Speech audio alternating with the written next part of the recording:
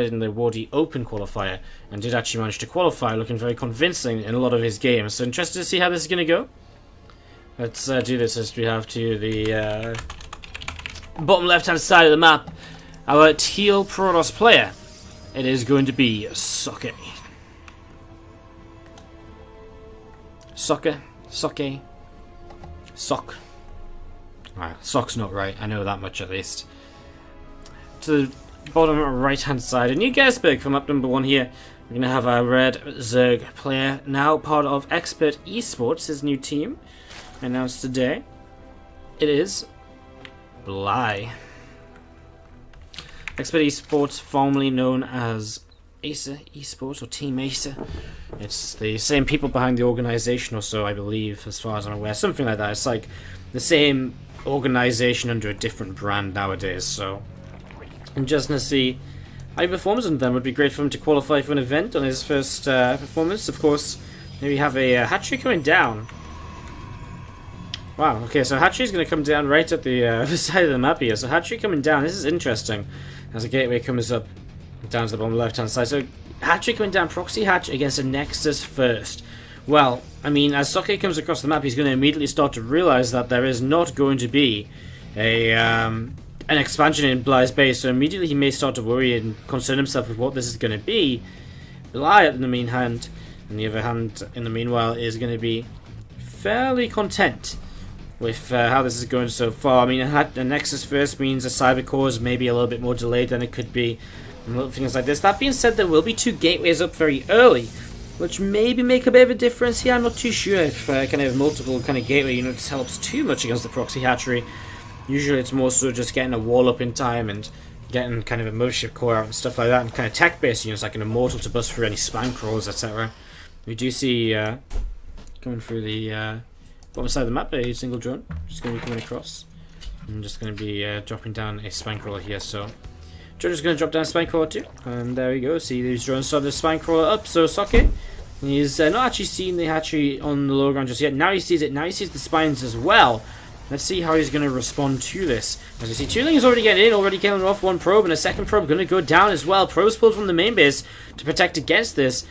It's less awkward because he doesn't really want to build anything to complete this wall, because if he completes the wall, spine crawls will just break it open again very, very soon afterwards. So it's a bit of a weird one as we see probes continue to go down. It's not being the best to start so far. That's not a complete wall of the Nexus just yet, as the Lings sort of begin to poke through. Mothership Core's on the way. More Lings coming in, a couple of Stalkers coming out as well. And the Mothership Core obviously wants to get an overcharge onto a pylon here ASAP, as we see the Queen coming up to help as well. 1 pylon in the back can be overcharged. Is that going to be the one he overcharges? He might overcharge the one in the front to try and reach some of these spine crawlers. And there's that overcharge coming down now. He will start to damage this Queen. In fact, the Queen's going to go down. A bit of a mistake there by Bly, as these 2 Stalkers will just try and get some extra damage onto that spine crawler. One thing to note is the Queen going down means the Mothership Core has a lot more free reign as to what happens here. So the Mothership Core can actually move forwards and target down those spine crawlers still, which is pretty nifty. So that's a big advantage. I'm not sure why he doesn't send his Mothership Core forwards to try and target that one down in the back, as we see some Lings coming in. A couple of Adepts now out there as well, which will help a lot with this sort of ground-based army of these Zerglings that keep on trying to run by. As we'll see, Stalkers and Adept trying to fight against that spine crawler. This will also go down. I mean, Socke is actually doing this quite nicely so far. Work count is even-ish, which is fine because he's on double Nexus, so he can, he's got his expansion already up, whereas Bly does not. His Warp Gate, or Cyber Core rather, is going to be going down here shortly though, so he has to be cautious. Mothership Core will come forward, start a fight against this Queen. And that's why the Mothership Core does not do so well. So he's actually going to come forward here now. Overcharge will pop to help fight. And we'll see that Mothership Core is actually going to be able to force back, is going to survive here. Queen actually pulls back. Mothership Core still just actually goes down. I thought it was just about going to survive, but no, goes down instead. And so here we are. I mean, a couple more Adepts did get started before that Warp Gate, or Cyber Core, sorry, went down. All the Spine Crawlers now dead though, so there's only really Zerglings playing against it's weird because there's only Zerglings kind of playing against kind of Adepts here now. And so it's actually a pretty good position here, I would say, for Socke. I mean, it looks as though he's really defended this. Zergling's going to move forwards again. There's a little bit of a gap through in towards the main base if he wants it. He actually gets a bit of a burst around on some of these Zerglings and some of these Adepts as well. The Adepts already shading up in towards the main base just in case. And actually, maybe I spoke too soon, because now Socke just lost a whole bunch of units. That Cyber Next Core not being up means that, of course, he is not able to build anything other than a Zealot. He's very slow to restart his Mothership Core as well because he had no Cyber Next Core. And this is actually going to hurt him even more so now as more Zerglings stream on in. The Queen's adding some damage as well. Those two Zealots, well, they're just slowly going down, and more Lings just keep coming forwards. A couple more drones to come forward as well. Looks as though Bly is thinking about adding on Spine Crawlers once again. An overcharge can come down here, but is that what he really wants to do? Is see this Queen pulling away? There's the Mothership Core overcharging. And we will just see, well, the Mothership Core is actually going to go down once again. A lot of indecision on the micro, I feel, here from Socke, and that time the overcharge was actually put on a low health pylon as well, so a lot of indecision, a lot of kind of smaller mistakes. And now we're just going to be seeing GG being called, and Bly is going to end up taking game number 1 of this best of 3 series. Have to the bottom right hand side the player who leads the game, leads the series right now by 1-0 from Expert Esports. It is going to be Bly, the red Zerg player. And to the upper left hand side of the map, our blue Protoss player will be Socke.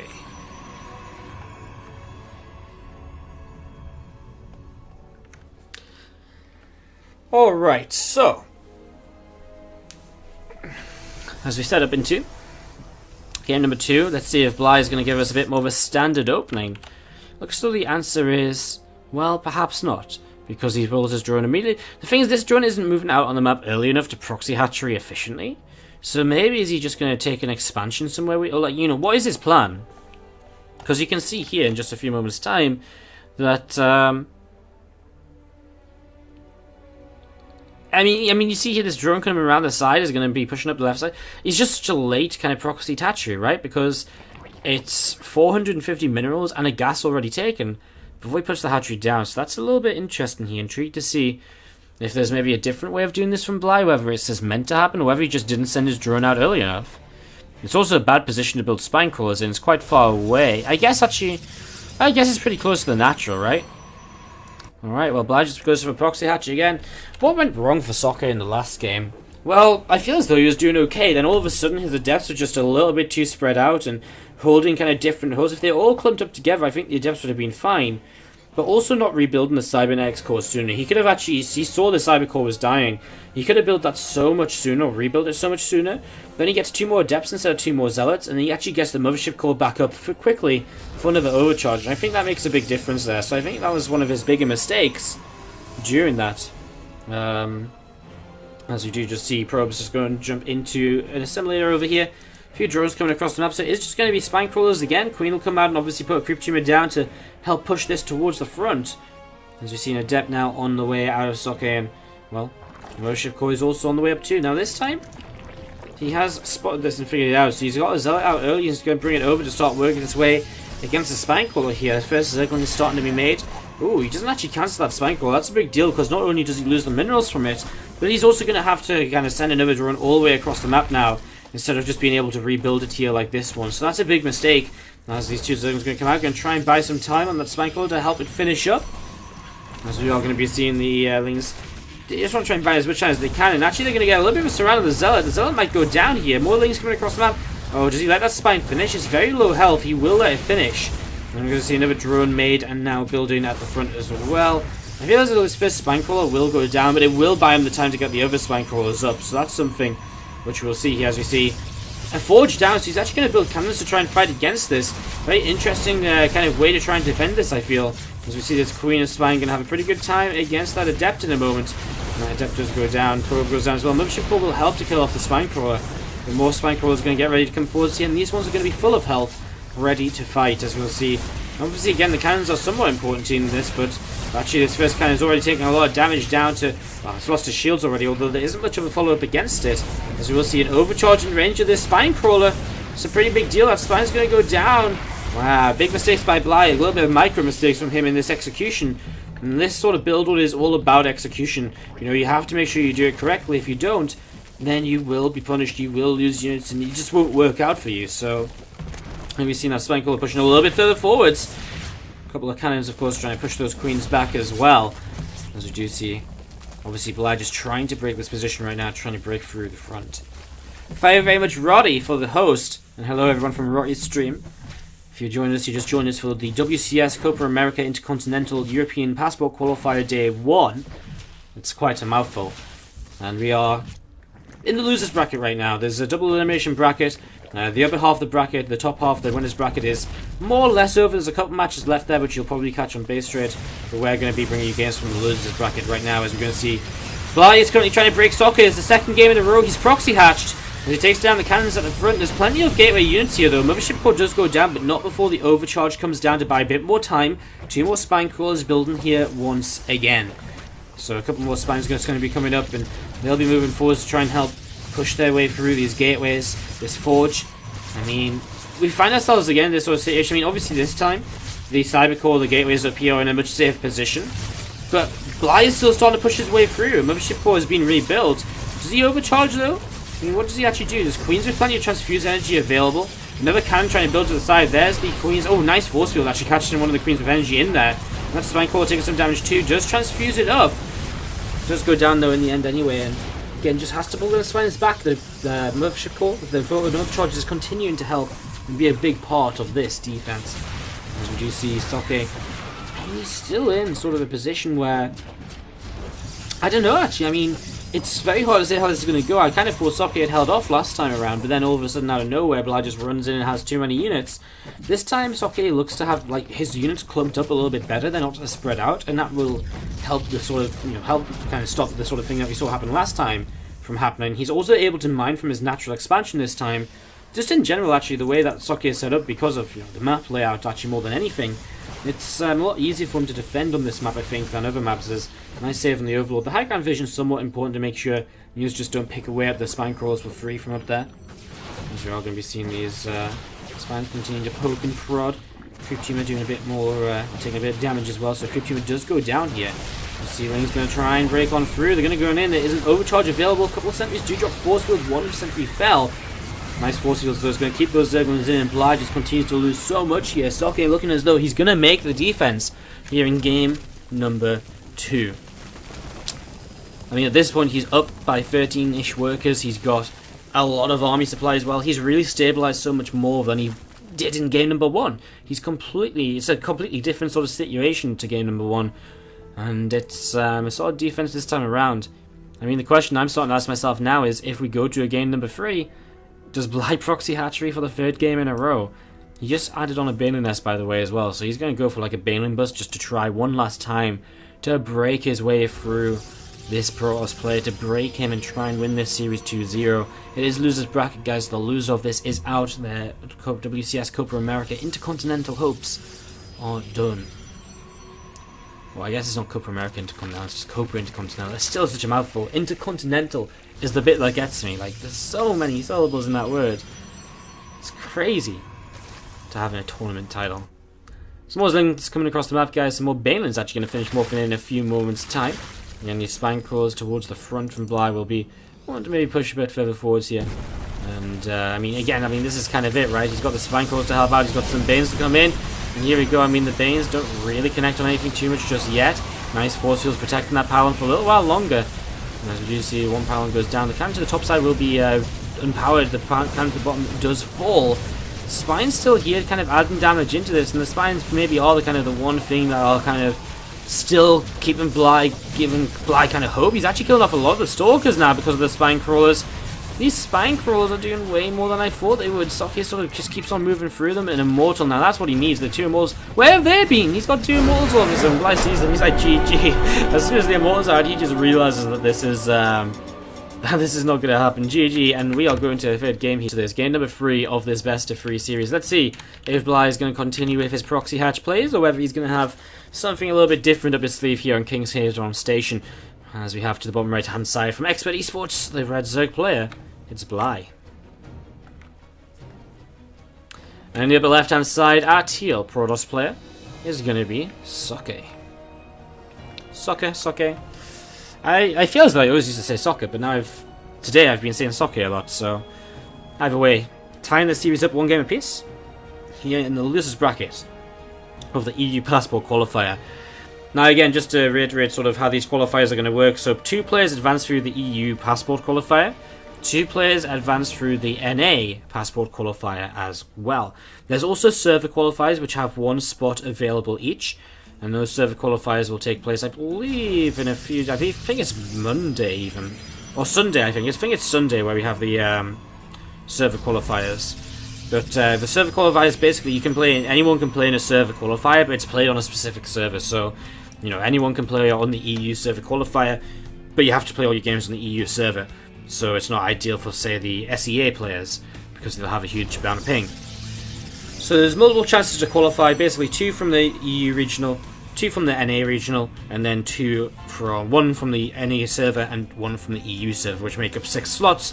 They will join a Chinese qualified player, I think Cyan, a Taiwanese qualified player Haas, a Latin American qualified player, and an SEA player, I think Igers, who I think those players will make up the 10 players who go to the event. It's a 10-player single elim. It's really weird because I think it's like the second, it's something like the NA server qualifiers or the NA regional qualifier players play against the EU regional qualifier players. It's really weird. It's really strange. Like, it's really dumb. I don't like it. But anyways, let's see how this is going to go. We haven't seen a proxy hatchery here, of course, and we actually see quite the opposite. Bly going into a nice fast free hatch play. So nice fast free hatcheries from him this time around. I'm just going to be seeing the Zerglin speed on the way up for him at this point in time. So Zerglin speed on the way up. Nothing too crazy there. It's actually just a much more standard game. We're going to see how the Socke here. This is going to be a Nexus first into double gateway once again. So back to what he wanted to do on New Gettysburg. And he's going to add on a Twilight Council at the front as well. Now this is very easily spotted by Bly, just by moving this Overlord a little bit further forwards, although you don't usually put tech like that in the wall. It's an interesting place too, because it's not actually part of the wall. He's already walled off around here. So this Twilight is just sort of in a hidden place. Very exposed. If Zerglings do move forwards, they would see it very easily. But it might just about bypass kind of any sort of Overlord scouting here, which could be interesting as we see the first 2 Adepts coming across the map. Bly has to react to these initial Adepts. He's making 12 Zerglings. You can see that this isn't going to be kind of a major all-in attack from him, because he's making a few drones behind it as well. He may very well turn it into some aggression. He has got that Evolution Chamber on the way up, which means drop play is a possibility. As these Adepts starting to pick up some damage. 2 workers down, there's a 3rd, and there's going to be a 4th as well.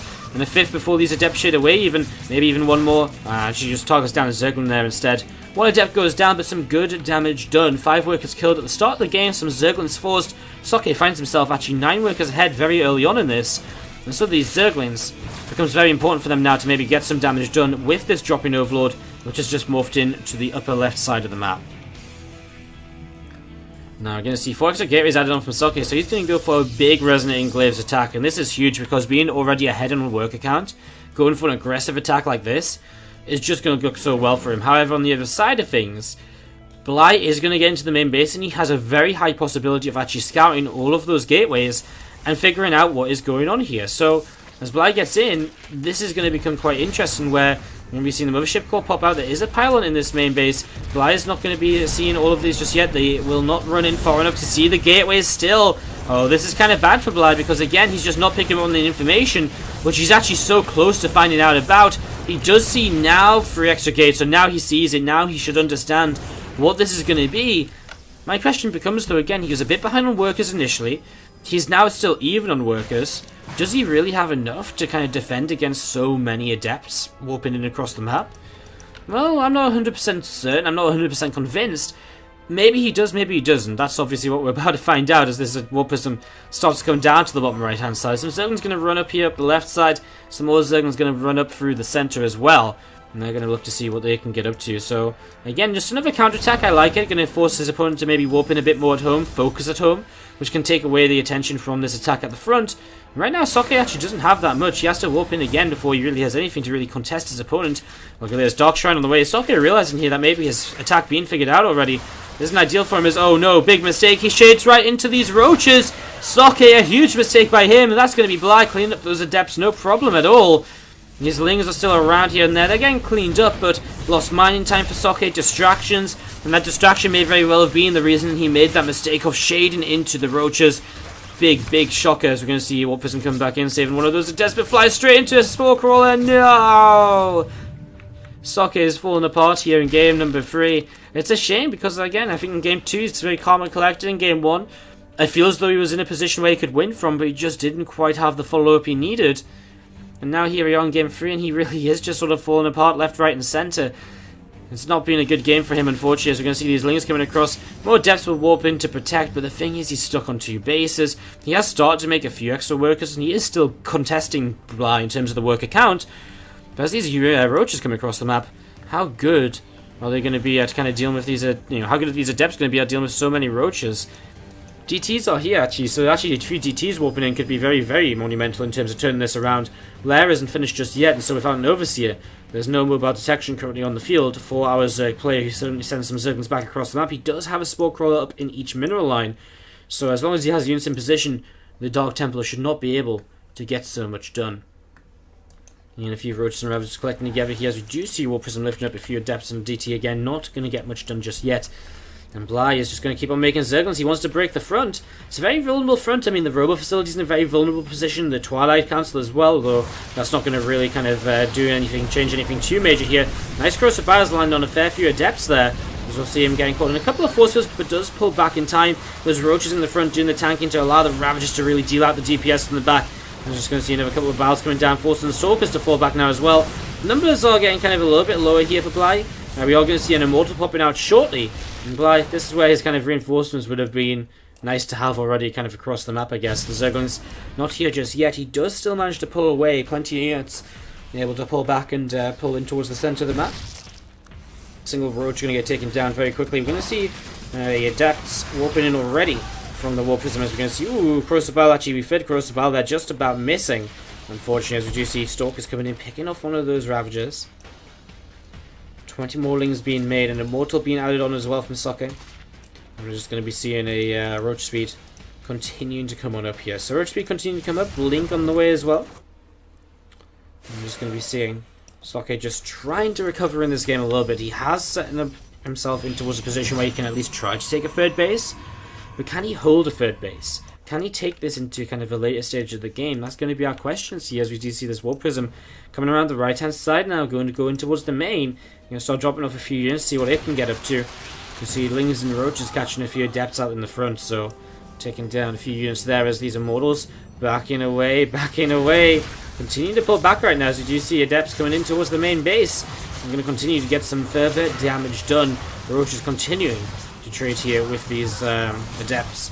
Another Adept warping in as well, so more damage being done. We're actually going to see that War Prism being forced to lift up a few more units here, and just going to be seeing the Ling Roach Ravager moving in towards the front. Does Bly have enough to fight this? Well, his army doesn't look immediately scary, but he's doing alright. It's kind of hard to judge. There's a few more reinforcements. I think Bly has so many units on the map, they're just not in the right place right here. You know, they're not across the map ready to fight, and that is the difference.